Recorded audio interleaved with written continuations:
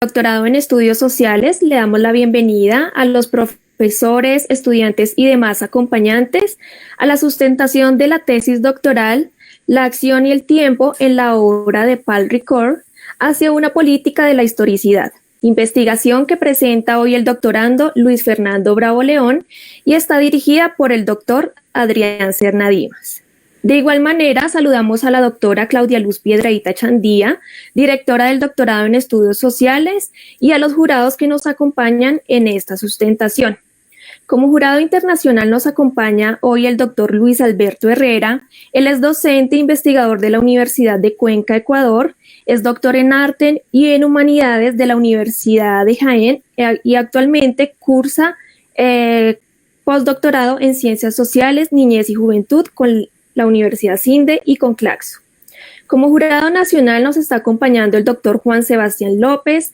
Él es docente e investigador de la Universidad Santo Tomás, es doctor en Comunicaciones y Ciencias Sociales, magíster en Comunicación y Problemas Socioculturales de la Universidad Rey Juan Carlos.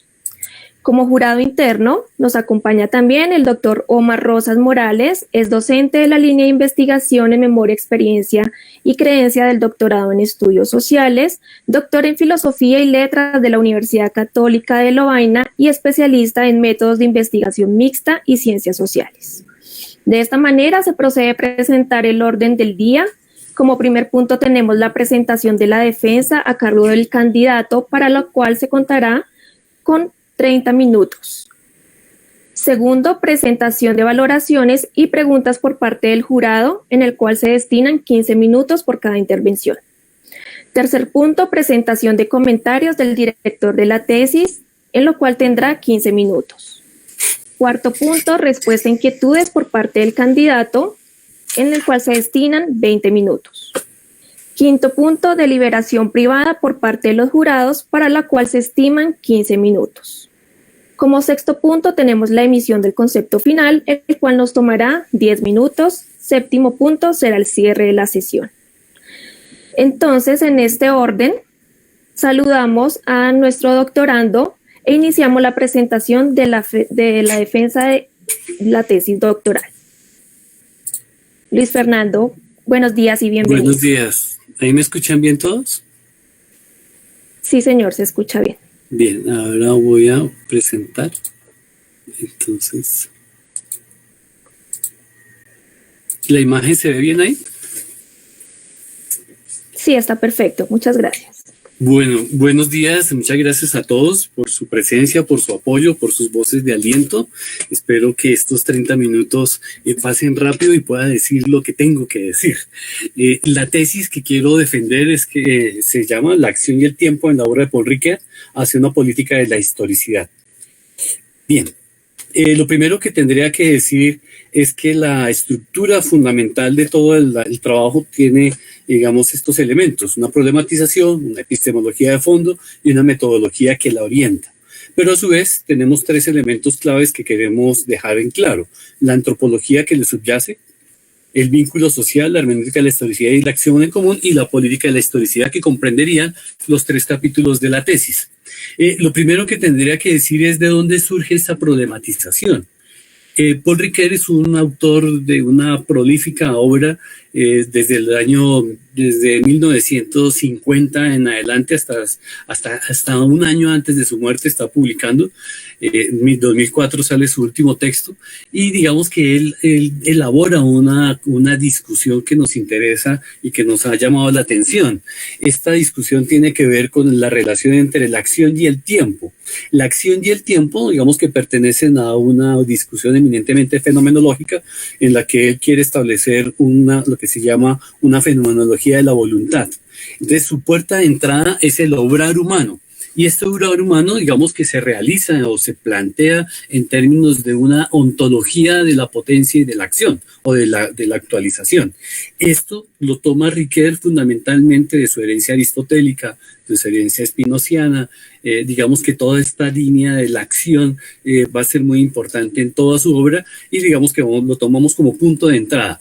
Pero a su vez queremos establecer una dialéctica establecimos una dialéctica entre la acción y el tiempo como ejes antropológicos en los que se derivan digamos, se derivan unas consecuencias sociales y políticas que son las que nos interesa dejar en claro. La consecuencia tiene que ver en que la acción no solamente es una acción en el sentido simple, o lo que llamaban los analíticos una acción de base, sino que es también una acción compleja. ¿Qué implica la acción compleja? Que las acciones se vuelven prácticas y estas prácticas, digamos que hacen parte de la complejización de la acción y está intermediada por el símbolo, por la orientación de la acción, en lo que Max Weber llama una acción socialmente orientada o con sentido, digamos, con una significancia que está orientada socialmente.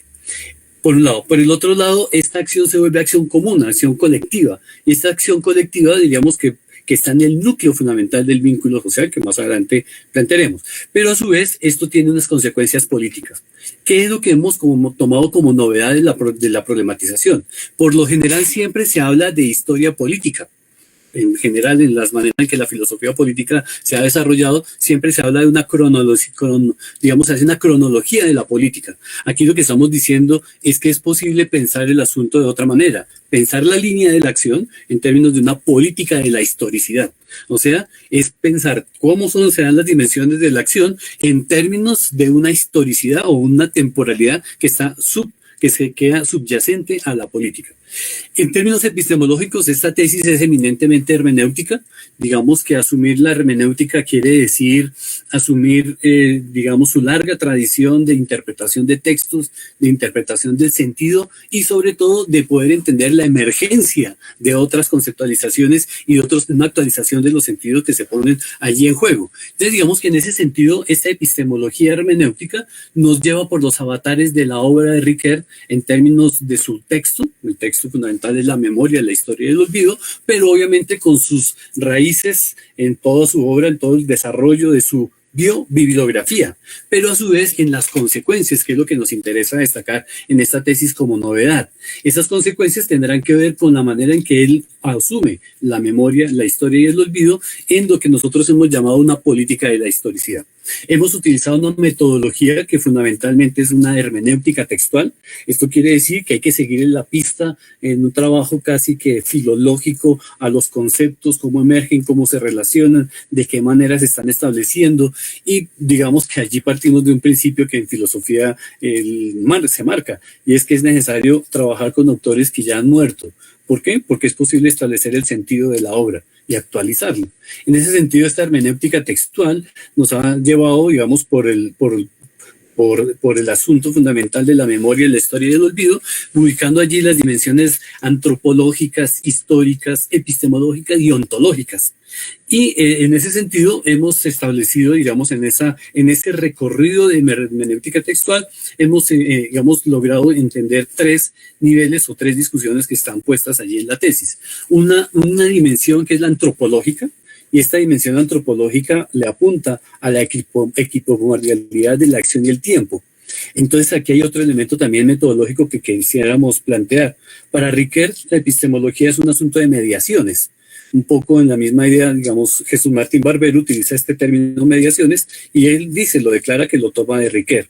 Lo mismo Enrique Dussel trabaja el asunto de las mediaciones y lo trabaja desde Ricoeur. ¿Qué quiere decir estas mediaciones? Que es necesario en medio de las discusiones encontrar los polos de discusión, los más contrarios, y encontrar en medio de esa aporía, esa sin salida, encontrar el punto intermedio. Y ese punto intermedio, digamos que ayuda a establecer una emergencia o una posibilidad de discusión o de apertura que nos lleva a los límites de las disciplinas y a superarlos también. En ese sentido, partimos de un eje antropológico y es esta relación de la acción y el tiempo. Esta relación de la acción y el tiempo tiene que ver con la manera en que él, digamos, en el latín se diría el homo capax, se va desenvolviendo, se desenvuelve en términos de una società capax. En ese sentido, vamos a operar en un paso intermedio que es la acción colectiva y el tiempo colectivo. En ese sentido, entonces, diríamos que un punto intermedio de la tesis tiene que ver con el vínculo social.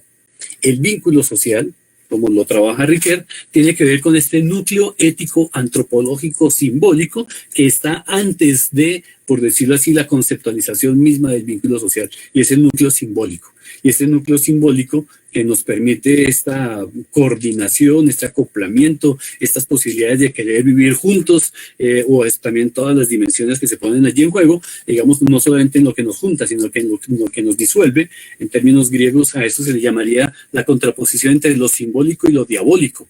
Símbolo como reunión y diabólico como separación.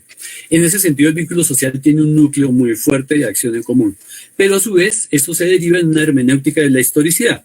¿Qué quiere decir esta hermenéutica de la historicidad? Que partimos de la experiencia de la temporalidad. Para enriquecer la experiencia de la temporalidad se desenvuelve a través de la narración. La narración es la que desenvuelve la temporalidad de lo que llamaríamos el tercer tiempo o el tiempo histórico social. Ese tiempo histórico social pues, nos lleva a la constatación de que digamos, una constatación obvia pero profunda. Somos parte de la historia y hacemos la historia. Eso comprendería la experiencia de la temporalidad. Entonces, dar cuenta de esa experiencia de la temporalidad en términos de historia nos lleva a una dialéctica que más adelante vamos a desarrollar un poco más entre memoria e historia. Esta dialéctica, pues obviamente está en el núcleo de esta temporalidad, pero des en cuenta que aquí hemos planteado un primer momento que es la primacía de la acción. Y por último, vamos a derivar el asunto en términos de la política, lo que llamaríamos la acción en común. Riquelme toma esta idea de la acción en común de Hannah Arendt, sobre todo, digamos, esta idea de que el poder solo es posible en la medida en que estamos juntos. Por eso el terror y por eso la violencia busca separarnos.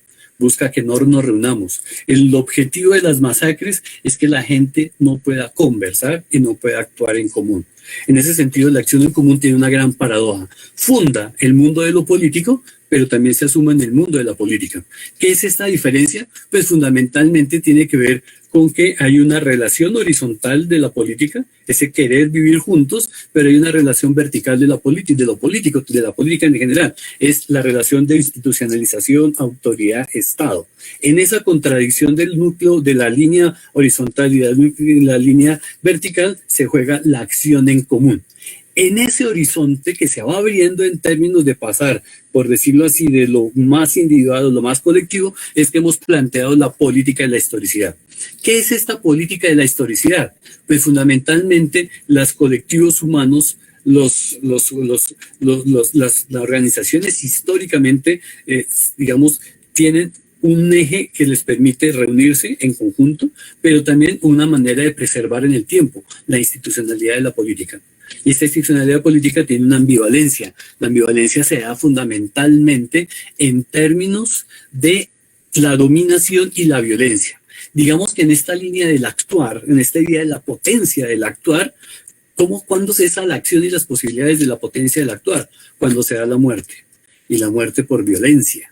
Digamos, cuando se rompe el contrato social y cuando se rompe todas las posibilidades de, digamos, de construcción y de creación en el sentido poético del término, y en esa relación, digamos, se rompe todas las posibilidades, digamos, de la política. Restaurar todas estas potencialidades nos llevaría a pensar en una política de la historicidad que rompa con la fatalidad. ¿Qué es la fatalidad? El determinismo, que nos lleva fundamentalmente a inhibir la acción, a no crearla, a no innovar, a no iniciar. ¿Por qué no iniciar? Porque si el destino del mundo es la muerte, pues sigamos, nuestro destino es ineluctable. En cambio, la vida se impone como innovación, como milagro, como nacimiento. Entonces, la política de la historicidad está enmarcada en medio de esta ambigüedad, ¿cierto? Digamos, de estos elementos que están allí en juego.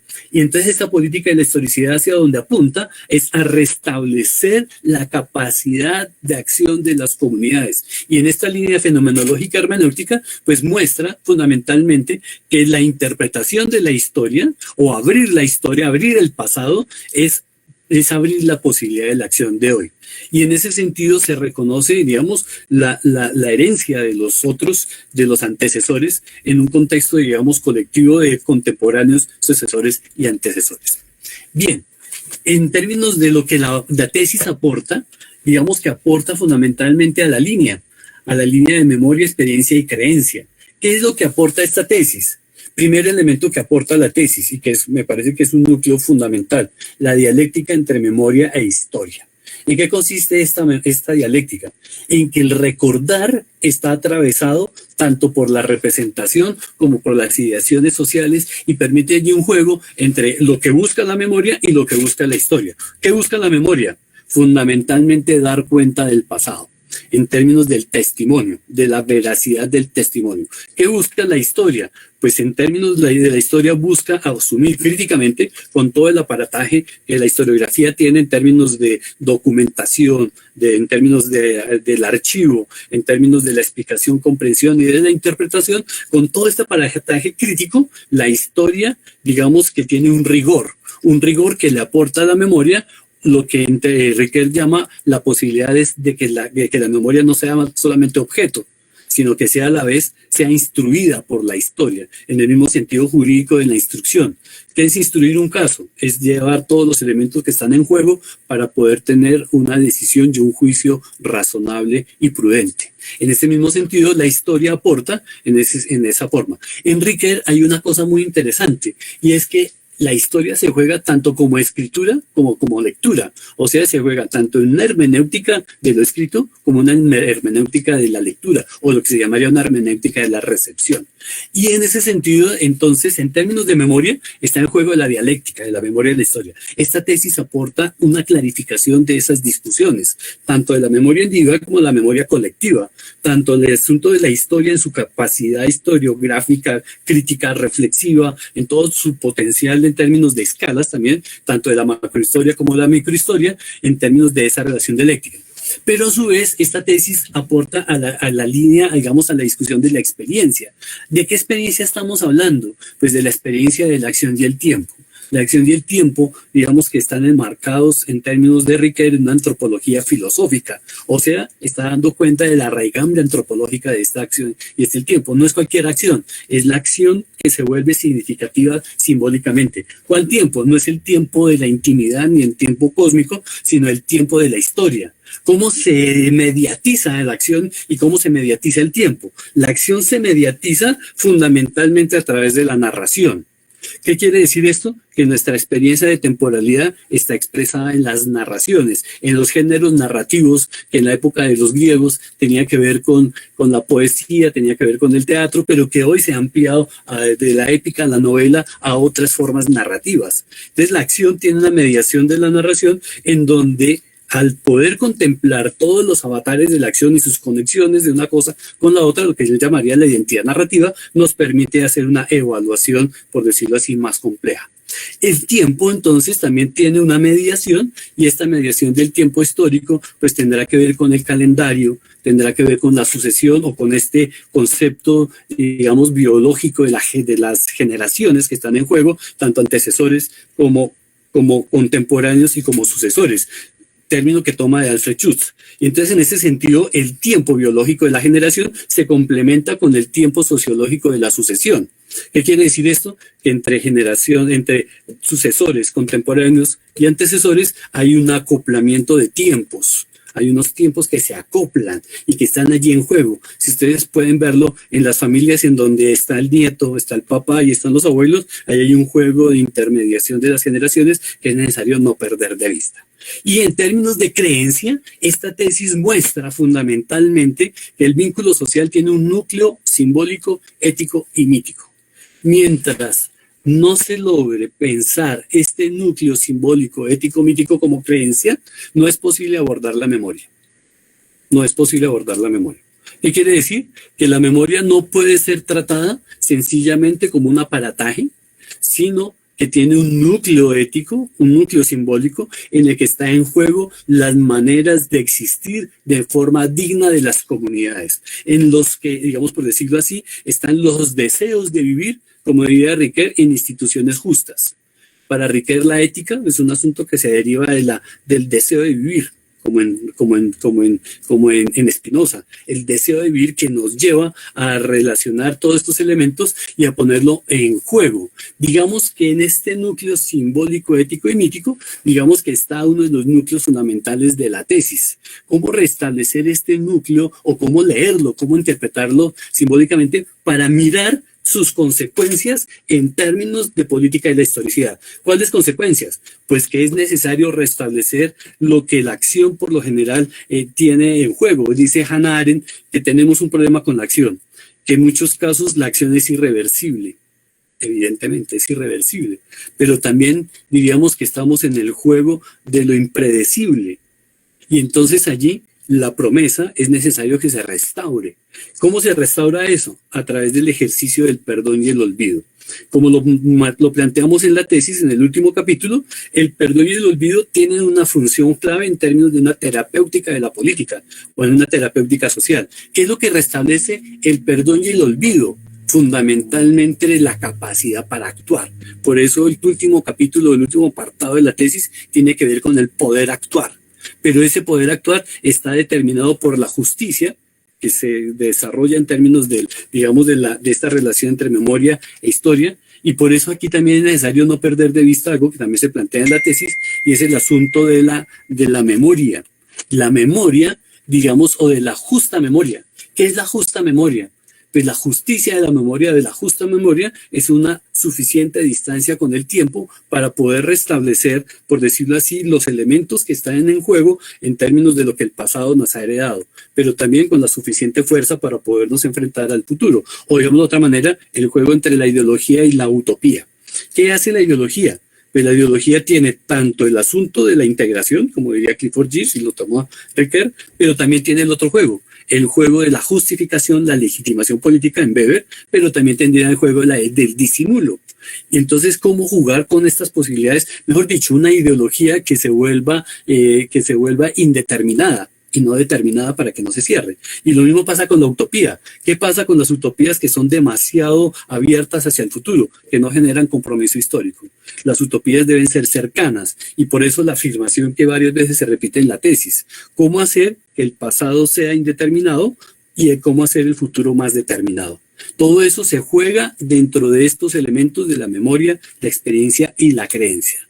Por último, quisiéramos plantear cuáles son los aportes de esta tesis a los estudios sociales. Entonces, lo primero que tendríamos que decir es que en términos críticos, Ricoeur es un filósofo de la convergencia, es un filósofo del diálogo. Toda su obra está marcada por, digamos, François Dos, que es uno de sus biógrafos más importantes, va a plantear que Ricoeur permaneció siendo filósofo, pero sin perder de vista los diálogos con las ciencias humanas. Ustedes pueden ver toda su obra desde el inicio, cómo es que Ricoeur dialoga con la lingüística, con la lingüística de Benveniste, cómo es que dialoga con Freud, cómo discute con Aristóteles todo el asunto de la metáfora y todo el asunto de lo que él llama en su libro la metáfora viva, cómo se da la discusión en tiempo y narración con Danton, con todos estos historiadores de la narratividad y del elemento narratológico que se plantea allí, con White, con todos estos. Entonces, ¿qué quiere decir esta convergencia? Que hay una convergencia de mediación crítica en la manera como Ricoeur aporta, digamos, un modo de hacer crítica. ¿Qué quiere decir hacer crítica? Pues establecer los límites y la clarificación de conceptos. Esa clarificación de conceptos me parece una de las cosas más fascinantes que tiene Ricoeur. Ustedes le pueden buscar los textos que tiene en la enciclopedia filosófica, cómo define el mito, cómo define la libertad. Es de una claridad rica, muy rica, que permite la convergencia crítica. Me parece que aportaría muchísimo al doctorado en términos de estas posibilidades de convergencia. Por el lado de la ficción, digamos que en Ricoeur hay un elemento fundamental, y es que la ficción, como lo trabaja en Tiempo y Narración, ¿cierto? La ficción es un experimentador de las posibilidades sociales. O sea, la literatura no es meramente una representación del mundo.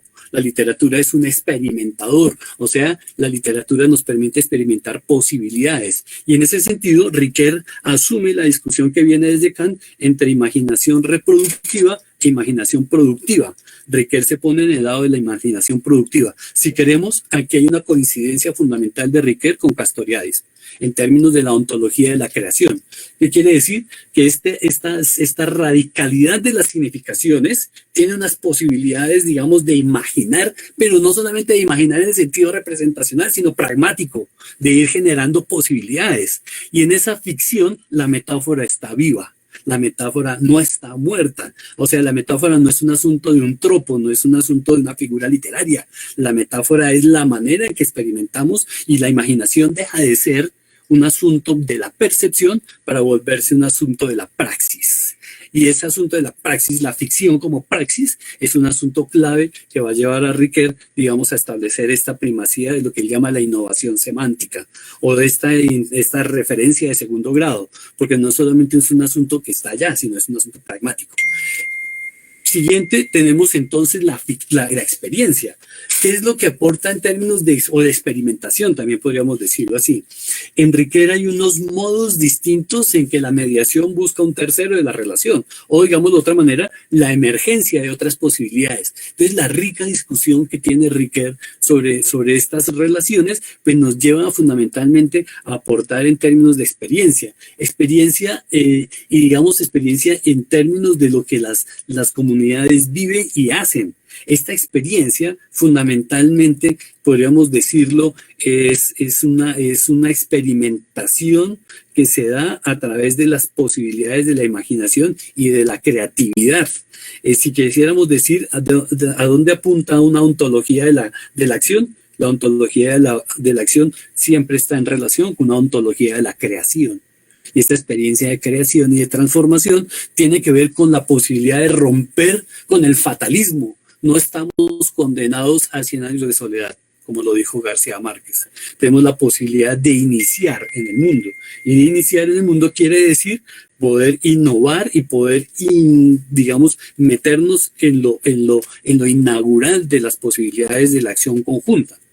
Bien, y por último quisiera decir que los estudios sociales, como lo entiende la línea, tienen que ver con estos tres criterios. Primer criterio, el de contextualidad. La obra de Riquet no se puede entender sin sus engarces sociológicos, políticos, históricos, lingüísticos. Pero también tiene que ver con el contexto de su obra. El contexto de su obra es el siglo XX. Se considera a Riquet con sus 93 años, ¿cierto?, de vida, como un personaje testigo de su siglo, así como se habla de Gadamer como el testigo de su siglo, así se llama la biografía de Gadamer que escribió Jean Grondin, ¿cierto? Esta contextualidad tiene que ver con que hay unas reflexiones que están alimentadas con la experiencia vivida durante el siglo XX. Y por eso diríamos que esta posibilidad del homo capaz o esta posibilidad de la acción es recobrar la posibilidad humana de la acción y de la intervención. Cómo romper el determinismo hace parte de esta contextualidad. La reflexividad en Riquet, digamos que la tenemos clara en términos de la reflexión sobre el lenguaje. ¿De qué manera es que el lenguaje nos abre las posibilidades de otras, digamos, de dar cuenta de los conceptos, pero los conceptos del lenguaje como institución, ojo, que la primera institución fundamental a la que nos vemos abocados es el lenguaje, o sea, nosotros no llegamos a inventar el lenguaje, sino que la reflexividad misma sobre el lenguaje nos lleva a clarificar conceptos. Y en Riquet es muy clara esta clarificación de conceptos.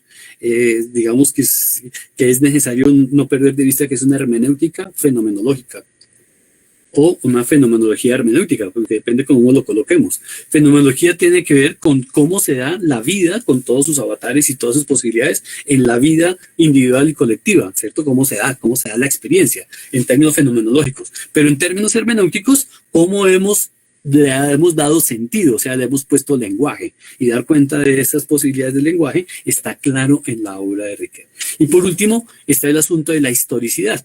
La historicidad tiene que ver con el ejercicio de poder encontrar la historia de los conceptos, como lo toma de Koselleck, de Reinhard Koselleck, en el que establece, digamos, estos criterios sobre la historia y sobre estos conceptos metahistóricos del espacio-experiencia y el horizonte de expectativa. Entonces diríamos que esta tesis aporta a todos estos elementos en términos de historicidad, o sea, de recorrer este camino que está allí en juego. Bien, por último quisiera reflexionar sobre esto que encontré en el texto de La marca del pasado de Paul Riquet. Dice Riquet: al igual que nosotros, los hombres del pasado fueron sujetos con iniciativa, con retrospección y con prospección. Las consecuencias epistemológicas de esta consideración son múltiples. Saber que los hombres del pasado formularon expectativas, previsiones, deseos, temores y proyectos es fracturar el determinismo histórico, reintroduciendo retrospectivamente la contingencia en la historia. Con esto, entonces, queremos plantear que fundamentalmente lo que hemos pretendido en esta tesis es introducir esta contingencia en la historia que nos abre a la esperanza. ¿Qué es la esperanza en términos riquerianos? La experiencia se llama kairos. ¿Qué es el kairos? El kairos es el tiempo oportuno, encontrar el tiempo oportuno. Y en ese sentido podríamos decir que esta relación que hay entre acción y tiempo, que es de raigambre antropológica, tiene una consecuencia social y política en lo que llamamos una política de la historicidad que nos permita abrir el tiempo, abrir la historia en términos de estas contingencias pasadas, pero sobre todo a las posibilidades de otros modos y otros mundos en que la vida colectiva, en que la vida sea más digna y nos permita, diríamos, como diría García Márquez, otra oportunidad sobre la tierra. Muchas gracias. Muchas gracias, Luis Fernando. Continuamos con la presentación de valoraciones y preguntas por parte del jurado. Para esto le damos paso entonces a la intervención del doctor Luis Herrera. Muchas gracias, Luis Fernando. Parto reconociendo que es un muy buen trabajo y que de hecho el tiempo falta, ¿no? Como que hizo falta tiempo sobre la obra de Ricoeur y todo lo que quedó pendiente de decirse, ¿no? Pero eso demuestra la calidad de un trabajo, ¿no? Y la calidad no solo de lo que está escrito, sino del dominio que sobre un autor tienes, Luis Fernando, lo que me parece que genera un aprendizaje también para el jurado, ¿no? Eso es lo bonito de estar en una calidad de tal forma que aprendemos también, ¿no? Aprendemos también. Me ha gustado mucho la forma como introdujiste, ¿no?, el tema de la narración, que es una de las observaciones que yo hiciera ya antes y que la volví a plantear hoy día. Pero en la riqueza que tú estás formulando en términos teóricos, ¿no?, con categorías entre acción, tiempo, praxis, ¿no?, fenomenología, la metodología desde ese campo hermenéutico como una multiplicidad del enfoque interpretativo, más allá de incluso de lo que se ha acostumbrado en Gadamer y todo eso, ¿no? Y la proyección práctica para transformar la realidad. Y en eso es muy bonito escuchar cómo la memoria, ¿no?, es algo que se reactualiza, ¿sí? Que se reactualiza, ¿sí? Y que se proyecta hacia perspectivas de transformación, no solo de recuerdo. Y en eso yo quisiera pedirte enfatizar un poco más el rol de la narración en estas tres instancias, que además articularían las tres instancias con las que tú estás trabajando, ¿no? Hay una relación de la narración con la memoria y la historia, de hecho, ¿no? El mismo Ricoeur decía que, bueno, es a través de la narración donde se vuelve presente o se reactualiza el recuerdo, todo eso de la memoria, y que se construye identidad, además, a partir de esa reactualización, uno. Pero también es un proceso que está atravesando la hermenéutica, ¿no? Porque es a partir de la narración que se generan procesos de interpretación con toda esa cuestión lingüística, multitextual incluso, que caracterizaría la obra. Pero también se proyecta en términos de transformación, de práctica, de praxis, tomando un poco la influencia de un autor que no lo mencionaste, es Walter Benjamin, que también tiene su incidencia, ¿no es cierto?, en la producción misma de Ricoeur. Entonces, toda esta cuestión, que es mi única pregunta, ¿no es cierto?, el valor de la narración en términos de memoria, trayectoria histórica, hermenéutica y proceso de transformación, ¿cómo se atravesaría? ¿No? Algo mencionas, pero no en esa proyección que estaría como sirviendo de puente a todo el trabajo escrito que tienes y a la exposición que has hecho hoy día. Es mi única pregunta que creo que Y tiene mucho peso en Ricoeur la cuestión de la narración como tal, no solo en un campo instrumental, sino que atraviesa lo epistémico, lo metodológico y lo praxológico en términos de transformación política. Esa sería mi única pregunta, Fernando, y reitero felicitaciones por un bonito trabajo. Gracias. ¿Contesto o al final, no? ¿Contesto de una vez o al final? Al final, Luis Fernando. Continuamos con el doctor Juan Sebastián López. Bueno, muchas gracias. Un saludo a todos, todas, y un saludo en especial a Fernando, a quien me alegra mucho ver sustentando su tesis en este momento. Bueno, empezaré con los comentarios que yo pues considero que están orientados a destacar el valor o los elementos más positivos de la tesis que estás presentando, Fernando. Primero veo pues una clarísima preocupación por ubicar este trabajo de interpretación, de presentación y de quizás un poco evaluación en un horizonte de posibilidades de Riquer, obviamente, en una clave de lo que son los estudios sociales, o al menos de la interpretación que ha hecho este doctorado de los estudios sociales. Entonces, ese esfuerzo creo que es muy valioso, es muy importante, es supremamente respetuoso y es maduro académicamente. Eso lo veo no solo en la tesis, sino lo veo también en tu presentación, y diría que es la nota dominante en la presentación. Entonces, creo que eso es algo que vale la pena destacar. Destaco también, y esto en un plano mucho más subjetivo quizás, la opción firme y consistente en el tiempo de analizar desde la perspectiva de los estudios sociales a un autor como Riquer, porque considero que un autor como Riquer pues ofrece unas notables posibilidades a la hora de trabajar en este ámbito de los estudios sociales, sobre todo por algo que veo aquí presente todo el tiempo, y es las idas y vueltas que establece entre el nivel epistemológico y metodológico. Aquí aprovecho para decir que me hubiera gustado ver, y lo sabes, quizás un poco más de narración de la experiencia de la elaboración de la tesis en esta clave metodológica, porque creo que es un autor, Riquer, que, pues como acabo de decir, ofrece unas tremendas posibilidades a la hora de desarrollar trabajos, ¿no? O sea, es un autor que estimula la creatividad, y por tanto creo que metodológicamente hubiera sido muy interesante poder tener mucho más desarrollo en esta parte.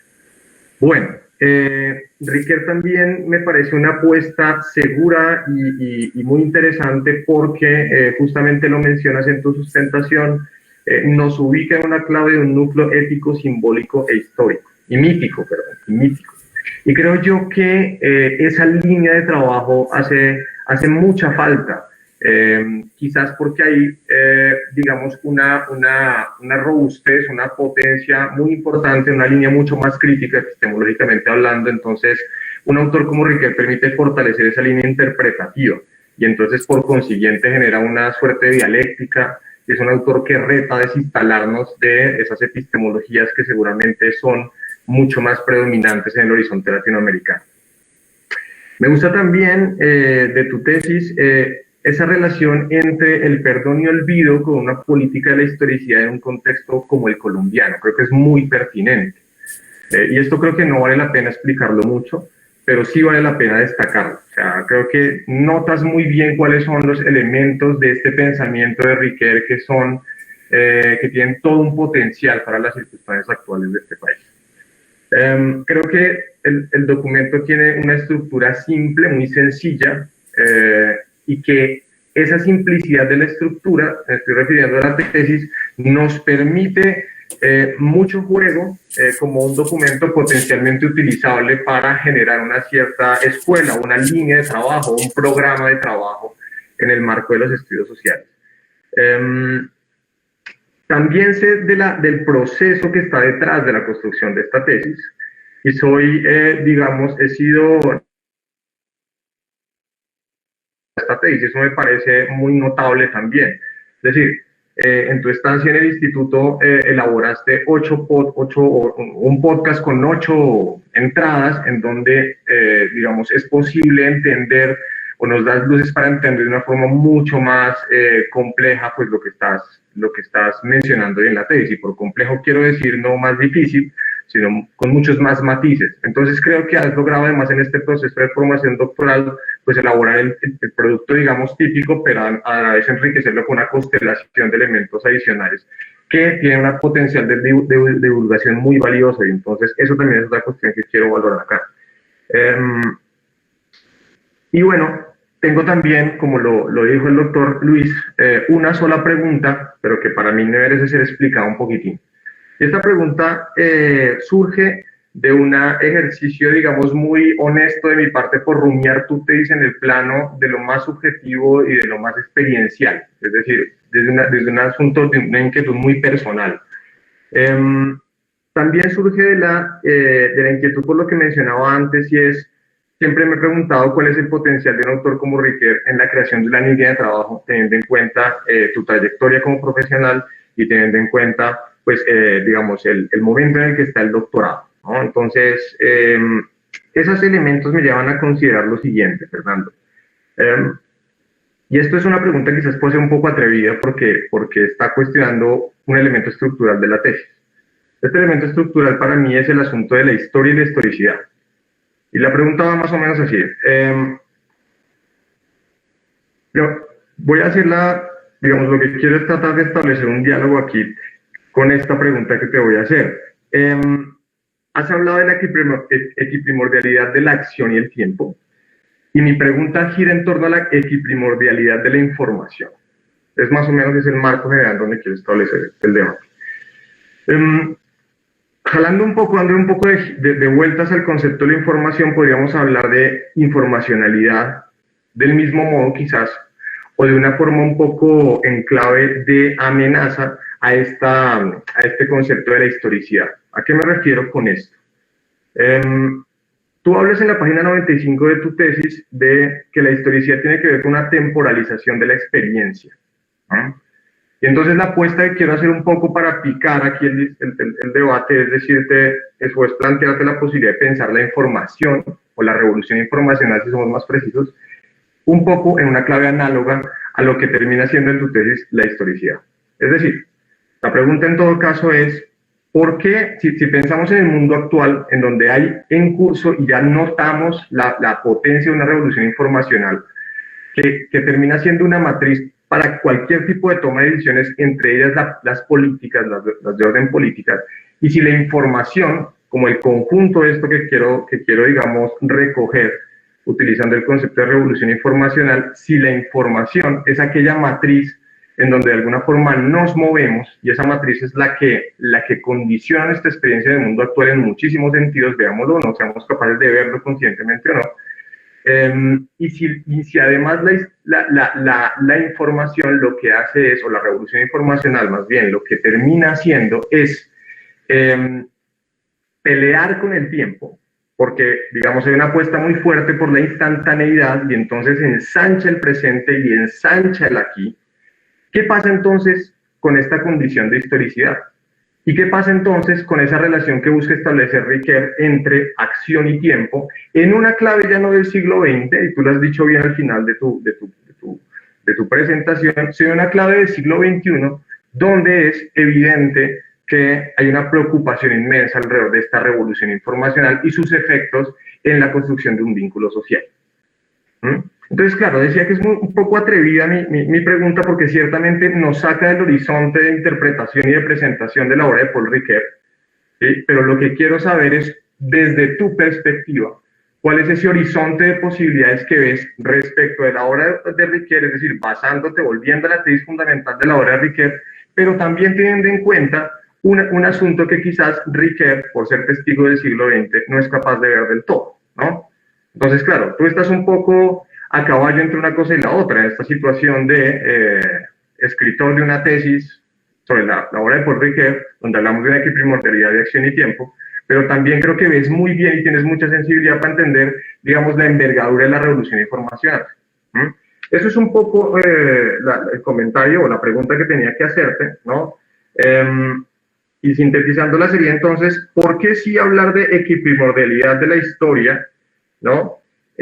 y también de una política de la historicidad en el siglo XX y teniendo en cuenta la variable información o revolución de información, ¿sí?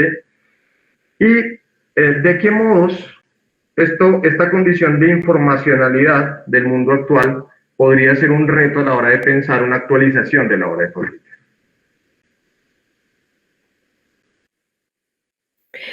Muchas gracias, doctor Juan.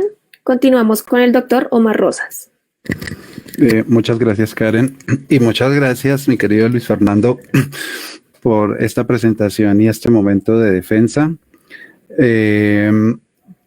Es imposible para mí no recordar en este momento las apasionadas y enriquecedoras conversaciones que por allá a finales de los años 90 sosteníamos alrededor de varios temas de filosofía, de literatura y ciencias sociales. Temas que pues por aquel entonces ocupaban no solo nuestras respectivas labores docentes en la Universidad del Bosque, sino que también ocupaban esos espacios que siempre han sido muy importantes para mí en lo que hemos compartido, ¿no? La libre elucubración, la experimentación conceptual y sobre todo la posibilidad del diálogo abierto, respetuoso y honesto que caracterizaban y que siguen caracterizando todos nuestros intercambios formales e informales. Y también recuerdo con singular aprecio todas esas pláticas que mantuvimos sobre nuestros proyectos de vida personal e intelectual, ¿no? Esas pláticas que se prolongaban siempre en posibilidades de viajes a Europa, en nuestro interés por dominar más de una lengua extranjera, en los planes de investigación a nivel doctoral y en la necesidad sobre todo de abrir y enriquecer constantemente pues nuestros horizontes de comprensión de lo social y lo ético, lo estético, lo histórico y lo político, ¿no? Por estas razones y otras más que no puedo detallar ahora dado el límite de tiempo que es menester respetar, hoy me siento doblemente privilegiado al ser, por un lado, testigo de la realización satisfactoria de esta etapa de tu proyecto personal e intelectual, y por el otro, jurado de tu tesis doctoral, ¿no? Tesis que representa un esfuerzo de investigación original, paciente, sostenido en el tiempo, que en mi opinión le brinda todo el sentido a ese viejo proverbio italiano que reza chi va piano, va sano e va lontano, ¿no? Quien va despacio, va seguro y llega lejos. Y puesto que es justamente la defensa pública de tu tesis lo que nos convoca hoy, pues voy a referirme en lo que resta del tiempo que me ha sido acordado justamente a ese texto, ¿no? En primer lugar, y aquí coincido con el doctor Herrera y el doctor López, yo quiero resaltar un doble aspecto general de tu tesis que me llamó mucho la atención, y me refiero tanto al profundo conocimiento que tienes de la obra de Ricoeur, un filósofo pues cuya dinámica de pensamiento es extremadamente reticular y erudita, ¿no? Y anda siempre en constante ebullición, en evolución y una apertura crítica al diálogo con campos disciplinares más allá de la filosofía, como tú lo has dicho claramente. Por un lado, ese profundo conocimiento, pero también tu capacidad de hermenéutica de interrogar las perspectivas y argumentos ricoeurianos para ponerlos en franca y aterrizada discusión con problemáticas que desarrollas a lo largo de tu tesis. No solamente el conocimiento, sino la capacidad que tienes de ponerlo en discusión. Y en mi opinión este aspecto es particularmente evidente, por ejemplo, en la selección y el recorrido bibliográfico que has asumido en tu trabajo, en la incorporación, la relevancia y la traducción de textos de y sobre Ricoeur que están inéditos en castellano, y en esa especie de trabajo de arqueología conceptual que has llevado a cabo en tu tesis para desentrañar, yo diría, en y a partir de una obra tan compleja como la de Ricoeur, pues esos estratos problemáticos que componen el cuerpo de tu tesis, ¿no? En segundo lugar, yo considero que la estructura misma de la tesis, aquí coincido también con el doctor López, es decir, sus capítulos, secciones, subsecciones, articulan coherentemente tu propósito investigativo y reflejan al mismo tiempo la complejidad y la riqueza de tu estilo particular de identificar, de construir, reconstruir fuentes y problemáticas, al mismo tiempo que propones y desarrollas estimulantes y pertinentes opciones de reflexión e interpretación. Eso es lo que se refiere, digamos, a la estructura de cómo está articulado el documento que nos entregaste a nosotros los jurados. En tercer lugar, considero que es preciso considerar que la opción metodológica hermenéutica que has adoptado en tu tesis posee las ventajas, pero me arriesgaría a decir también, posee los riesgos y la dificultad de asumir la multidimensionalidad textual, contextual, pretextual, intertextual que tú defiendes en la tesis. Esa multidimensionalidad de las fuentes que has seleccionado para el trabajo, ¿no? No obstante, esta complejidad y dificultad yo considero que has sabido sortear óptimamente esos riesgos y dificultades sin caer en la tentación, muchas veces explícita, pero también la mayoría de las veces inconsciente, de asumir y reproducir argumentaciones y léxicos vaporosos, obnubiladores y de exacerbada autorreferencia, en los que la claridad solo adviene como un efecto secundario aleatorio, ¿no? Entonces, celebro y felicito mucho la claridad como está presentada la estructura de la tesis y el lenguaje en el cual se ha articulado la misma. Yo pienso que las secciones son bastante claras en su propósito y se articulan muy bien en ese encadenamiento de capítulos y subcapítulos. El paso, por ejemplo, de el largo trayecto que recorres desde el Homo Capax hasta las Societas Capax me parece que ha estado muy bien logrado, porque nos permite entender un poco la configuración no solamente filosófica, sino también política y antropológica de ese Homo y de esas Societas. Y yo pienso que es un punto de vista muy, muy bien desarrollado. Además que me parece muy original esa perspectiva de analizar la dialéctica entre acción y tiempo desde el prisma de la equiprimordialidad, ¿no? Que ya de hecho es un concepto complicado de entender, no solamente en palabras de Ricoeur, sino también cuando uno va a mirar su origen en el texto heideggeriano de Ser y Tiempo, ¿no?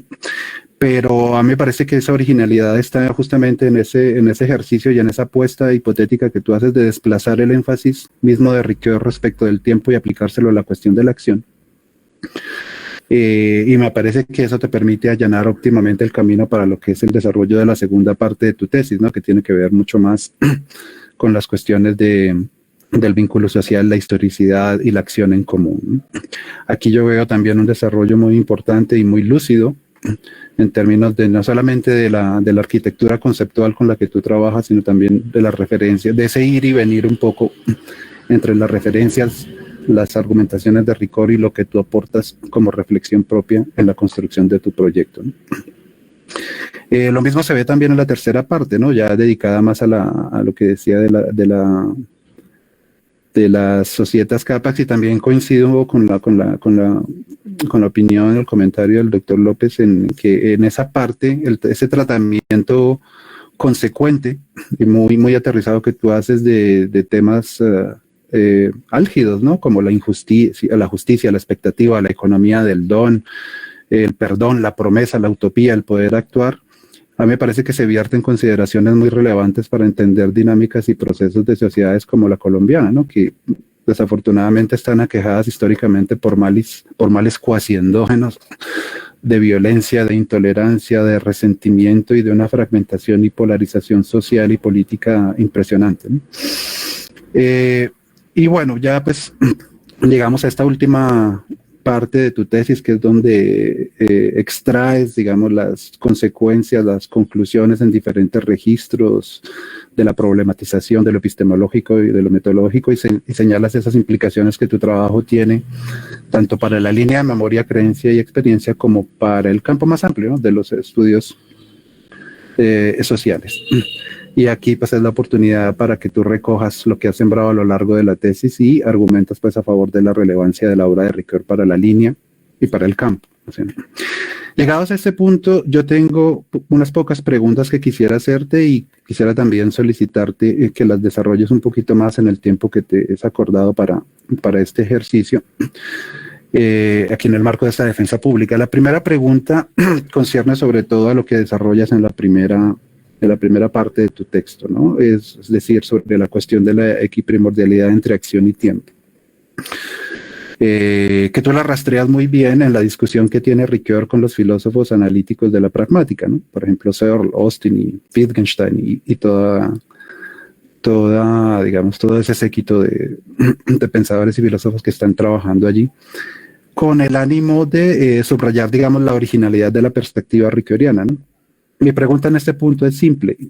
Si el objetivo es desentrañar la complejidad y la pertinencia de la acción para el proyecto de la política de la historicidad, ¿no hubiera sido también pertinente, por ejemplo, forzar un poquito a Ricoeur, sacarlo de sus goznes habituales, como por ejemplo la discusión con Arendt o con la pragmática analítica de la acción, y ponerlo, por ejemplo, en diálogo con perspectivas pragmatistas, no pragmáticas, como la de Peirce o la de James o la de Royce, que también conciernen al potencial político antropológico de la acción y sus implicaciones para la política de la historicidad?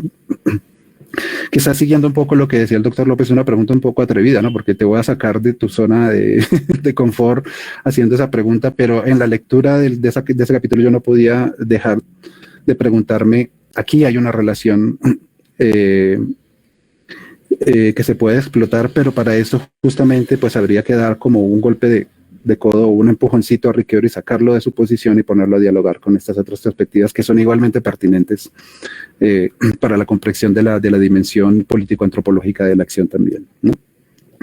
La segunda pregunta ya fue anticipada muy lúcidamente por el profesor López, y es que, bueno, tú sabes mi campo de trabajo y obviamente la cuestión de la historicidad sin referirse a la sociedad de la información también me queda un poco como coja, ¿sí? Pero, digamos, es justificable y entendible en la medida en que tú te concentras en Ricoeur y cuando hablas que has sido testigo de su siglo, ¿no? Del siglo XX, un poco como le sucedió a Gadamer.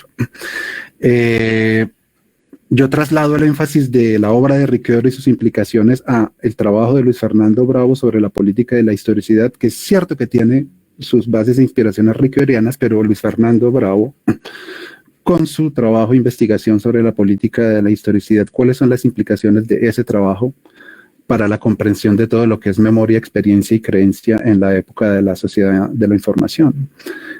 Obviamente, pues porque hablamos hoy en día de colectivos digitales, de multitudes digitales, de memorias digitales, como lo vemos en el caso de la electiva en nuestro doctorado. Y sí me gustaría que, uniéndome a la solicitud del doctor López, pues desarrolles un poquito, ya quizás, bueno, él te pregunta muy acertadamente sobre un poco la reactualización de Ricoeur hoy en día, pero mi pregunta va moviendo un poquito el énfasis, no tanto hacia Ricoeur, sino hacia tu trabajo de la política de la historicidad en relación con la sociedad de la información. Y mi última pregunta, y con esto concluyo, es, tú has subrayado muy bien las implicaciones de tu trabajo para el campo de los estudios sociales, basándote también, digamos, en la polivalencia de Ricoeur en su diálogo con la lingüística, con la antropología, con la sociología. Me gustaría, si puedes desarrollar un poquito, es decir, cómo poner en diálogo concreto tu investigación sobre la política de la historicidad con otros frentes y fueros disciplinarios en los estudios sociales, como por ejemplo la psicología social, que no la has mencionado. ¿Bien? Y con esto termino mi serie de preguntas y te agradezco y te felicito, Fernando, por ese trabajo tan bien logrado. Muchas gracias, Carmen. Muchas gracias, doctor. Seguimos con la presentación de comentarios por parte del director de la tesis, el doctor Adrián Serna. Buenos días, doctor, y bienvenido. Buenos días, Karen, gracias. Bueno, en primer lugar, agradecer a todos los que asisten a esta sustentación de esta tesis doctoral. En segundo lugar, agradecer a los lectores, a los jurados por el trabajo acucioso, minucioso que hicieron con el documento. Efectivamente nos sentimos interpelados con Luis Fernando en sus apreciaciones y creemos que hicimos nuestro mejor esfuerzo para resolverlas.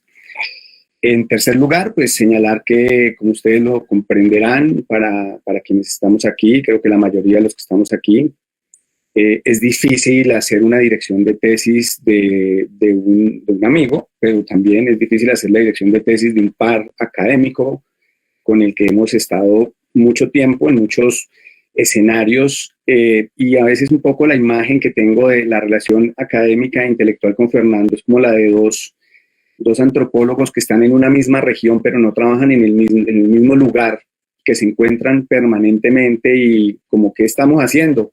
No, yo estoy haciendo esto, yo estoy haciendo lo otro, y ahí nos empatamos y decimos, sí, yo estoy leyendo esto, yo estoy mirando esto, yo estoy observando esto, y Fernando me dice, yo estoy en estas. Y en algunos momentos nos hemos dado a ir a conocer el lugar en el que él está y él a conocer en el lugar en el que yo estoy.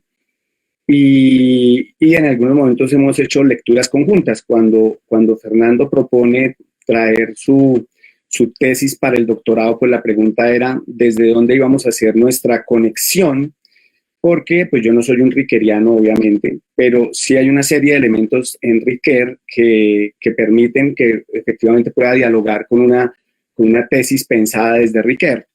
Yo resalto la multiplicidad de elementos antropológicos que tiene Ricker en medio de toda su comprensión de la idea de historicidad, de memoria, pues arrancando el diálogo que suscribe con Halbach, que es una primera puerta de entrada, la reivindicación de que la memoria es como un grupo, y donde recupera ese debate tan interesante con Blondel, con Marc Bloch también, ¿cierto?, sobre cuál es el espíritu de la memoria. Obviamente las alusiones a toda esa referencia a la cultura, con ese reposicionamiento de lo ideológico desde el campo de lo cultural, donde aparece esa idea del símbolo, también es un elemento fundamental con el que efectivamente yo podría dialogar, y ese tratamiento que le da, pues que para mí es uno de de esas obras clásicas que no mueren, que es la obra de Marcel Mauss y el Don, que lo utiliza, que está en la base de esa idea del perdón, ¿no? O sea, hay una serie de elementos que me parecieron muy atractivos. Cuando Fernando me propuso, yo le dije que parecía muy bien y que para los cometidos de la línea me parecía excelente. Y ahí yo quisiera decir cómo se vincula esta idea de esta tesis dentro del plan, un plan de largo aliento que ahora se está realizando en el doctorado, que tiene que ver con esta idea de una línea de investigación en memoria. Y voy a tomarme unos minutos para explicarlo un poco en detalle. En el año 2007, cuando aparece la Ley de Justicia y Paz, la famosa 975, con la cual el gobierno de Uribe le dio como el espacio para que se diera una salida negociada a los actores armados que utilizaron básicamente los paramilitares, pues hubo como una suerte de explosión de las tentativas de memoria, que aunque no era un fenómeno nuevo, en Colombia había un trabajo de varios años de colectivos, de grupos que habían hecho trabajo de memoria. Estaba el mismo Movimiento Nacional de Víctimas, por ejemplo, que ya tenía una tradición en ese momento, pero aparece toda esta idea de que hay que hacer memoria, de que empecemos a hacer el trabajo de memoria, y digamos, el IPASUD en esa época pues fue convocado como secretaría técnica a una serie de escenarios bastante distintos, todos vinculados con este problema de memoria. Fui invitado a ejercer la secretaría técnica, por ejemplo, en los encuentros de las organizaciones de derechos humanos sobre memoria, y ahí aparecían una serie de reivindicaciones muy específicas, por ejemplo, reivindicar a la memoria como el recordar para no olvidar, el recordar para no repetir. También nos llevaron a la Secretaría Técnica de un encuentro muy interesante que hubo, lo organizó la MAPOEA con la Embajada Alemana, de qué implicaba la memoria en términos del proceso específicamente judicial en el marco de justicia y paz. Y el debate ahí fue muy interesante, porque lo que planteaban los fiscales es en qué momento el procedimiento judicial efectivamente permite que la memoria sea. Porque muchas veces en el discurrir del conflicto aparecen una serie de versiones sobre los acontecimientos que las damos por hechos del conflicto, pero lo que decían los fiscales de justicia y paz es que lo que no esté sometido a prueba no podría considerarse un hecho, y no podría considerarse un hecho de memoria. O sea que fue un debate muy interesante, donde la academia tenía que ir a enfrentar un escenario límite, y es: no todo lo que ustedes dicen es posible, y no todo lo que ustedes plantean es posible. Y lo mismo nos llevaron a la Secretaría Técnica, por ejemplo, de las organizaciones de víctimas, donde igualmente como que le decían a los académicos: lo que ustedes están planteando es muy interesante, pero para las víctimas no es suficiente, porque nosotros necesitamos es reparación, resarcimiento de derechos. Nosotros no queremos solamente contar la historia, tener narraciones ni testimonios. O sea, eran escenarios muy interesantes y ahí es donde dibujamos por primera vez esta línea de investigación, digamos que los antecedentes más remotos de esta línea de investigación, que fue convocar a profesores de la Universidad Distrital, después se vincularon de otras universidades, para que ellos nos ayudaran a resolver estos grandes dilemas de la memoria. Y lo que siempre teníamos claro era que los académicos estábamos ante la obligación de entender por qué lo que se dice que la memoria hace es posible o no, y por qué habría que reflexionar a la memoria más allá de esos lugares como inamovibles que se asientaron en la academia. Por ejemplo, esta idea de la memoria que garantiza la no repetición, de la memoria alternativa, la memoria disidente, la memoria subalterna, la memoria hegemónica, si eso, ¿cómo se podría entender eso en términos de un proceso de reconciliación, que era el marco en el que estaba inscrita esta política de justicia y paz, como quiera que estaba en el área de reparación y reconciliación? Entonces, en ese evento, pues nosotros, digamos, esta línea, y lo hace la línea del doctorado posteriormente, es decir, necesitamos aproximaciones a la memoria que nos permitan explicar esos tránsitos que a veces la academia no los tiene suficientemente interrogados, o que, también lo he dicho muchas veces, porque muchas veces la idea de memoria con la cual empezamos a trabajar en distintos escenarios en un país como Colombia, era en buena medida la resonancia de lo que había sido el proceso de reivindicación de la memoria en el caso del Cono Sur, que a su vez es la resonancia con implicaciones locales de lo que había sido la reivindicación de la memoria del Holocausto, como lo reconoce la propia Elizabeth Yellin en una entrevista reciente. Entonces, era un poco en el contexto colombiano, cuáles serían las especificidades de esa reivindicación de la memoria, cómo podríamos efectivamente entender la cuestión de la memoria como algo más que un pasado, la memoria como algo más que una suerte de reedición de un proyecto político que no funcionó, algo que lo plantea de manera excepcional Enzo Traverso en un texto reciente que se denomina las melancolías de la izquierda, cómo pensar la memoria como una posibilitadora, como un lugar para transitar nuevos proyectos sociales, comunales, colectivos. Y digamos que cuando Fernando propone su tesis, de la cual yo había, digamos, Fernando me había comentado una serie de rasgos de su tesis, cómo hacía esa lectura de un texto pues común, obviamente, como es el de la memoria, la historia, el olvido, y me parecía muy interesante cómo permitía habilitar una serie de reflexiones que uno encuentra permanentemente en el escenario de la memoria en Colombia, ¿cierto?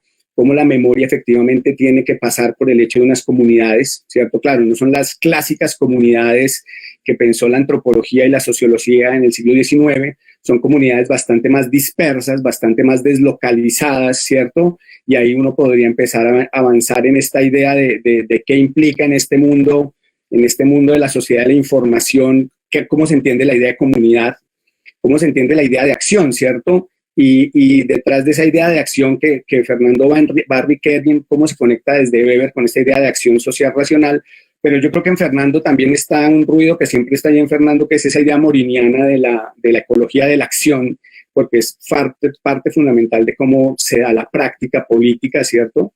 Y pues también mostraba Fernando otros elementos fundamentales, y es, bueno, cómo se crean estas comunidades bastante deslocalizadas, bastante más dispersas, comunidades que también tienen un fuerte arraigo en la cultura, y en la cultura no solamente en términos de unos valores o de unas costumbres, sino de unas prácticas. Y si uno ve cuáles son los colectivos de memoria que hay muy fuertes en Colombia, por ejemplo, uno va al Pacífico, la Ruta de Mujeres tiene unas conexiones fuertes con la cultura en términos de unas prácticas comunes, o las que tienen las asociaciones campesinas, por ejemplo, la Asociación Campesina del Valle del Río Cimitarra, o la que tiene la Asociación de Trabajadores de Campesinos del Carare, que son estrategias de memoria muy atadas a la práctica de ser campesino de una región particular, o sea que es una memoria bastante atada al discurrir de la práctica, y de la práctica en tanto ámbito simbólico también. Entonces, esta tesis ofrece muchos elementos para que quienes están interesados en entender cómo se dan esos vínculos entre un etos, ¿cierto? Un etos entendido en el sentido más antropológico, ¿cierto? Y lo que sería la práctica del recuerdo pero también la práctica del presente, ¿cierto? Lo que Fernando describe como la conmemoración, la inauguración, como el recordar, pero también el iniciar y el proyectar, ¿cierto?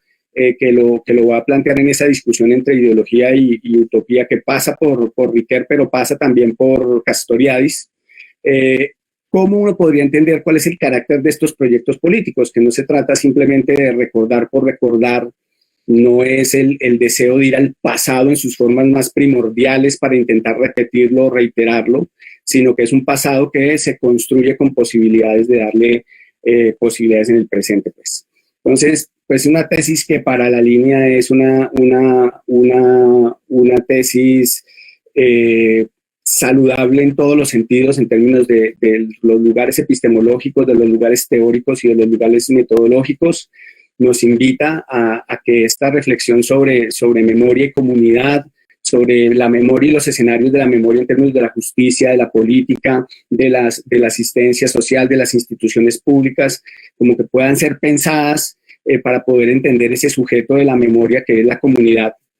Y bueno, como siempre sucede con estos textos de Fernando, siempre son lugares como que a donde Fernando llega, pero donde Fernando al mismo tiempo como que ya está pensando algo más.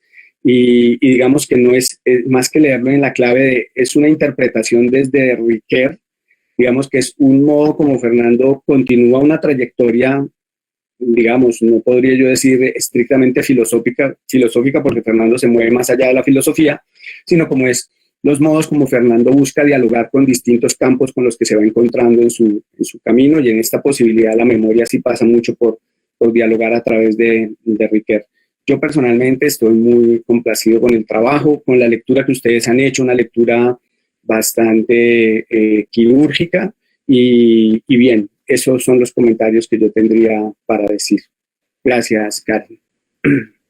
A usted, doctor, muchas gracias. Continuamos con la respuesta a estas inquietudes por parte del doctorando Luis Fernando Bravo. ¿Será que nos podemos ver en un año para las respuestas? Bueno, lo primero que quisiera decirle a Luis, que evidentemente la narración es un elemento central en Riquer, pero digamos que ahí hay un asunto, digamos, de opción epistemológica. Si agarraba por la narración, inmediatamente se le metía el tiempo, inmediatamente. Y como la tesis era la primordialidad de la acción, entonces me tocó dejarla como en remojo para sacarle más punta a la acción. Porque digamos que la tesis a lo que apunta es que si la primordialidad está en la acción, hay un universo que se abre, porque está puesto en la iniciativa de los agentes, digamos, agentes de la acción. Evidentemente la narración es un elemento, diríamos, que de configuración, la triple mimesis que plantea Riquer, digamos que prefigura, configura y refigura. Pero si yo entraba por la narración, quedaba atrapado otra vez en el tiempo. Entonces, digamos que allí me tocó, digamos, por decirlo así, meterme mucho en la acción, aunque la acción, digamos, como está claro en el sí mismo como un otro del texto del año 90 de Riquer, la acción, digamos, la complejidad de la acción tiene una mediación que se llama la narración. O sea, poder integrar lo heterogéneo de la acción, lo que él llama la red semántica de la acción, pues evidentemente se puede hacer. Ahora, yo sí creo que la narración cumple un papel preponderante. Lo que pasa es que en esta tesis, por el modo en que se estaba trabajando, pues no lo podía, digamos, ponerlo allí tan evidente, por lo que ya decía, pero además porque me parece que la narración se juega ya en un ámbito, lo que me preguntaba Juan Sebastián hace también, metodológicamente esto cómo se aterriza, digamos, qué se abre en términos de Riquer como un asunto, digamos, clave. Entonces, yo diría que evidentemente, pero para salvarme del asunto, diría que es para otra tesis. pero sí, evidentemente, porque se muestra toda la primacía del asunto. Por eso digo que en un año, a ver si de pronto, o en 10 años, a ver cómo fue con el asunto. Pero no, digamos que sí, y además porque hay una cosa que me parece clave en lo que también, digamos, en términos de la información. ¿Qué de la información es narración y qué de la narración es información? Sería la pregunta.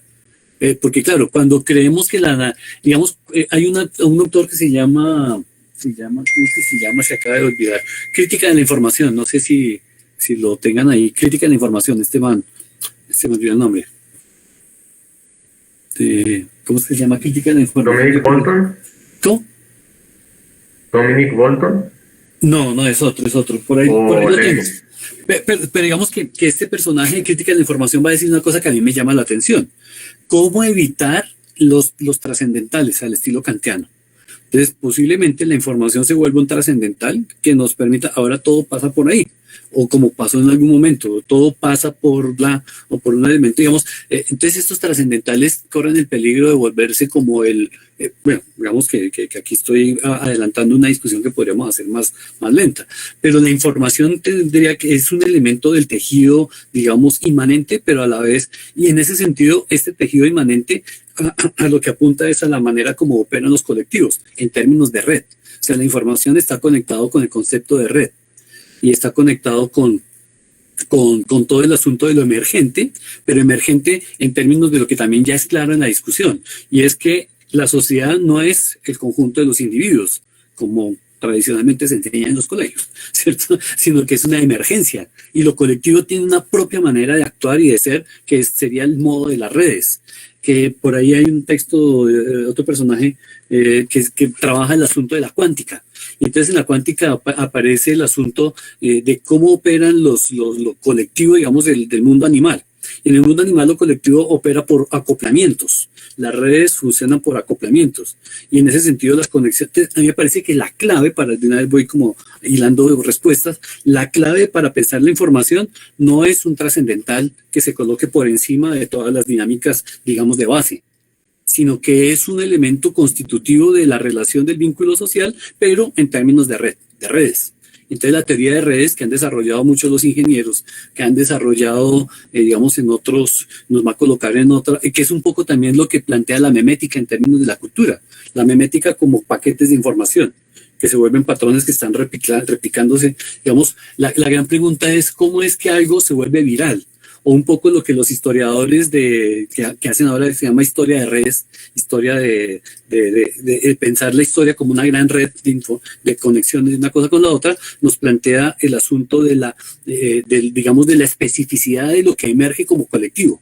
Esa especificidad nos muestra que la información no es un asunto, digamos, no está por fuera, sino que es inmanente a la manera como las redes funcionan.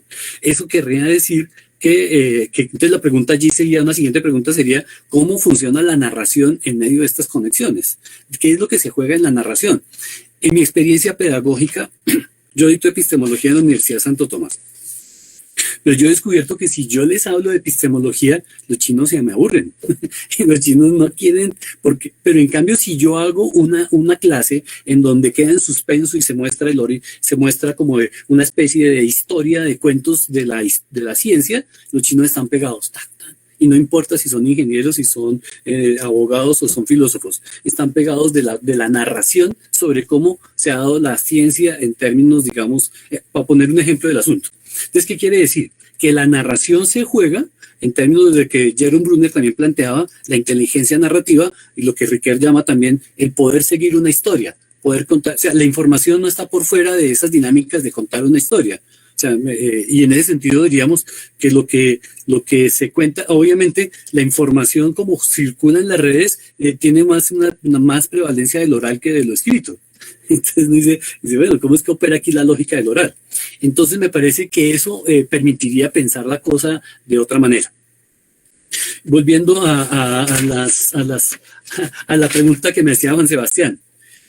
Ricoeur me parece que a diferencia de Gadamer sí hace un ejercicio metodológico de plantear cómo es el asunto. Él tiene un texto del año como 86 y digamos que el texto a la acción es un texto eminentemente metodológico donde muestra que cómo es que se hace, digamos, cuál es la reflexión metodológica para podernos plantear esa relación entre diríamos, intersubjetividad, entre interacción, entre acciones que están en juego. Y digamos que allí plantea una cosa que me parece clave, y es que hay que pensarlo de manera pragmática. ¿Qué es pensarlo de manera pragmática? Pues que hay que pensar los actos de habla no como representaciones, sino como un hacer en el acto de habla. Y ese hacer en el acto de habla pone en juego tanto el enunciado como la enunciación. Y cuando ponemos en juego el enunciado y la enunciación, que es toda la teoría del discurso, Digamos que en términos del discurso, lo que se pone en juego es un otro en relación con una referencia, con un mundo. Entonces, ¿qué es lo que permite eso?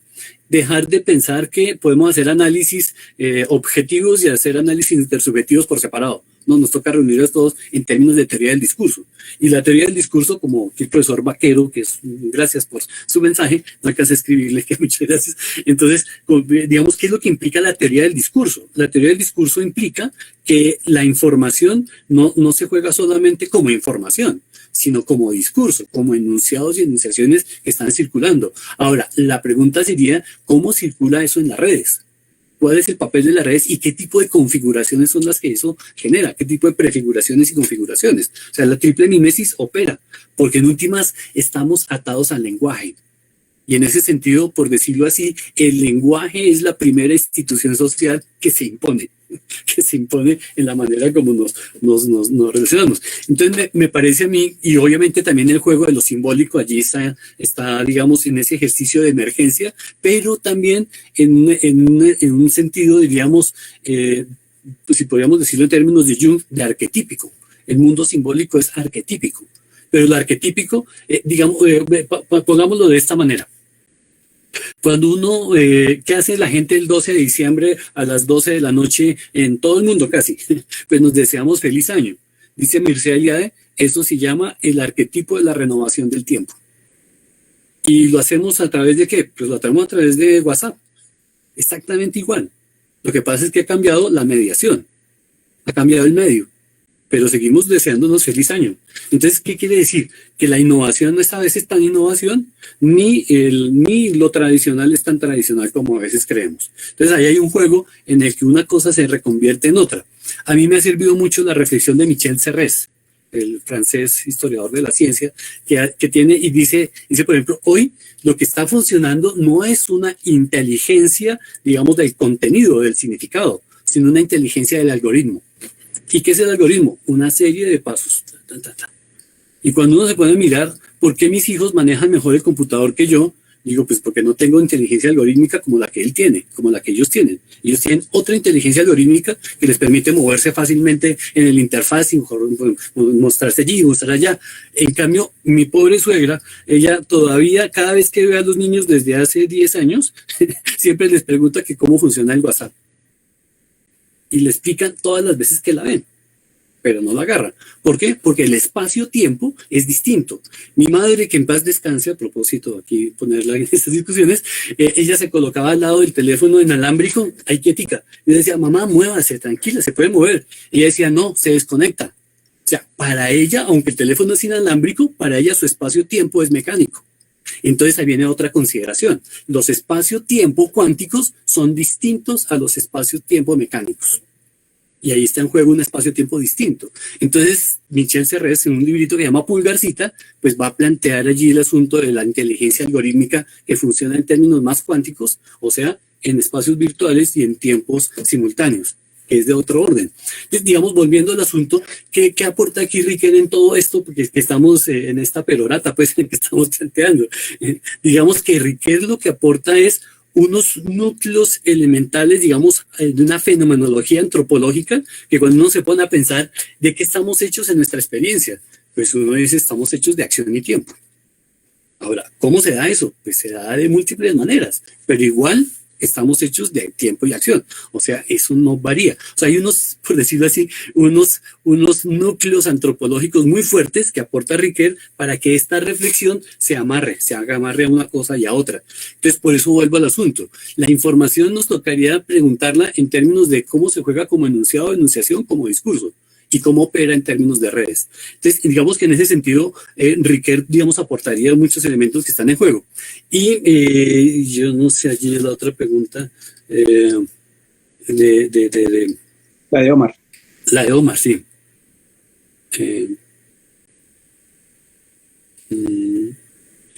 Escribí tan mal que no, no entiendo la pregunta. La segunda pregunta de Omar. Bueno, sí, la sociedad de la información. ¿Pero cuál era la pregunta? La de los pragmáticos y los pragmatistas. Sí, bueno. Entonces, bueno, digamos que aquí hay un asunto, como diríamos, de que es un asunto hermenéutico que a uno lo lleva a veces, que tiene el peligro hermenéutico, y es que uno queda pegado de lo que el autor ha hecho.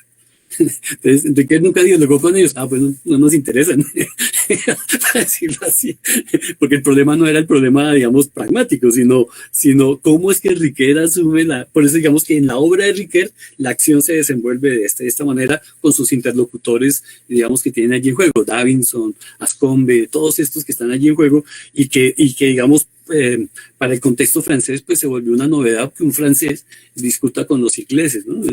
Las guerras también son guerras filosóficas, ¿no? Entonces, digamos que pena, digamos que taxativamente diría que es eso, demasiado apego al autor. Ese es el peligro de la hermenéutica, que uno termina tan ceñido al autor que obviamente no hace los traslados a otras referencias que están en juego. Y como dirían por ahí, eso daría para otra tesis. Entonces allí terminaría mis respuestas. Con respecto también al asunto que planteaba Juan Sebastián, es que a mí me parece que en Riquet la discusión de la memoria es una discusión, digamos, de talante antropológico, de núcleo antropológico. Y ese núcleo antropológico no es solamente subjetivista, es intersubjetivo. ¿Cuál es la crítica fundamental que hace Riquet a Heidegger? Le dice, señor Heidegger, usted por estar pensando tanto en la muerte, quedó atrapado en los discursos épicos, que por ser épicos son tanatológicos. Y esa tanatología de los discursos épicos, que es el problema de la epopeya. O sea, nos seguimos repitiendo unas epopeyas con unos grandes discursos de unas grandes luchas de la independencia en donde nos matamos porque ¿quiénes eran los soldados con lo del ejército español? Pues eran mestizos. O sea, es una guerra civil. Entonces, pero ¿cómo estamos hablando de la independencia? Es una guerra. Los discursos tanáticos son discursos épicos. Entonces viene la discusión de la narración. ¿Sobre qué género narrativo pensar y repensar la narración? ¿Cuáles son los recursos más, mejor dicho, llevamos 12 años de discurso tanático, 12 años más, perdón. O sea, el discurso del señor Uribe es, me mataron a mi papá y todos tienen que vengar la muerte de mi padre. Todos tienen que vengar la muerte de mi padre. Si usted se pone a mirar en ese núcleo ético mítico, uno dice, pues es la muerte de mi padre y todos deben vengar la muerte de mi padre. Es un discurso épico. ¿Por qué le llama tanto a la gente la atención ese discurso? Porque es un discurso que lo lleva a uno al límite de la venganza. En cambio, Riquet dice, pongamos el énfasis no en la muerte, como hace Heidegger, pongámosle en el nacer. ¿Qué implica el nacer? El nacer es la innovación, lo nuevo. Y como es el nacer, entonces coloca todo el asunto en la iniciativa. El núcleo fundamental de la relación acción en tiempo en términos equipomordiales es la iniciativa. Iniciar algo en el mundo. Y entonces por eso todo ese recurso que llega, entonces digamos que allí eso nos lleva a pensar que en Colombia posiblemente seguimos en discursos tanatológicos, y seguimos repitiendo las épicas, las grandes épicas y haciendo los grandes, y entonces tumbamos monumentos, pero ¿para hacer qué? ¿Qué tipo de narración sale de tumbar un monumento de un personaje que sí, ese es un señor allá, Belalcázar, que hizo lo que hizo, que era un pelado que llegó aquí, que como el profesor Carlos Reina ha discutido fuertemente, son los jóvenes de la conquista, porque no tenía más de 22 años, 23 años esos conquistadores españoles. Entonces dice, bueno, ¿y esos qué hacían? ¿Cómo lo hacían? Entonces ahí hay que tener cuidado, porque los discursos tanatológicos de la memoria nos abocan a la fatalidad. Ese es el punto central. Los discursos tanatológicos son fatalistas. Y como es fatalismo, estamos abocados a la muerte. Por eso muchos estudian y dicen, claro, el discurso de Heidegger de la rectoría es un discurso tanatológico fatalista. No hay otro. El destino nos ha llegado, el destino ha caído aquí y es el nacionalsocialismo. Pues año 33, ¿no? Pero pues ya evaluar eso ahora pues es muy fácil. Pero pues en ese momento es un discurso tanatológico que se volvió desastroso. Entonces, ese es un peligro que tenemos. Cuidado con los discursos, con las narraciones tanatológicas, con las grandes épicas, para pensar la vaina de otra forma, ¿no? Bueno, ahí yo creo que dejo, si no, no va a haber almuerzo. Muchas gracias, Luis Fernando. Continuamos con la deliberación por parte de los jurados. Ante esto me permito informar que este espacio es de carácter privado. Por consiguiente, invitamos de manera muy cordial a los asistentes a abandonar la sala de Google Meet en la cual nos encontramos. Permaneceremos, por supuesto, solamente los jurados, el director de la tesis y el personal de apoyo del doctorado en estudios sociales. Yo también me retiro. Sin embargo, sí, señor. Sin embargo, en aproximadamente 15 minutos podrán volver a ingresar las personas que deseen conocer la emisión del concepto final. Entre estos también Luis Fernando. Le estaremos avisando. Muchas gracias en asistencia y un agradecimiento muy especial también al equipo de la Red de Investigaciones y Tecnología Avanzada RITA, quienes nos han permitido transmitir a través de nuestra página de Facebook este evento. Muchas gracias.